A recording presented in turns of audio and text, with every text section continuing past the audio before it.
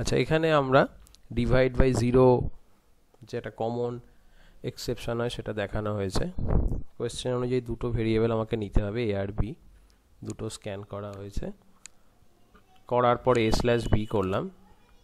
যদি B zero হয় তাহলে এক্সেপশন হবে, বি না হলে কিছুই হবে না, কোনো প্রবলেম নেই, আউটপুট পেয়ে যাব। তো সেরকমই দেখি, দুটো ভ্যালু নিই 5 2, তো ইন্টিজারের জন্য 2 এলে কোনো প্রবলেম নেই। কিন্তু যখনই আমি এটা 5 আর 0 দেব তখনই আমার এরর এক্সেপশন কল হলো। ঠিক আছে, এটা নর্মাল একটা program, divide by zero problem.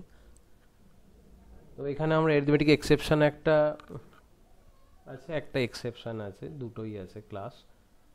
তো এখানে অ্যারিথমেটিক এক্সেপশনটা হলো, আমরা অ্যারিথমেটিক এক্সেপশনটাই মেনশন করে দিচ্ছি, কোনো জেনারেল কিছু না, জেনারিক না। আর এক্সেপশনটা হলো যে কোনো এক্সেপশনই হ্যান্ডেল করতে পারে ও, কিন্তু অ্যারিথমেটিক এক্সেপশন শুধু অ্যারিথমেটিক প্রবলেমগুলোই করতে পারে।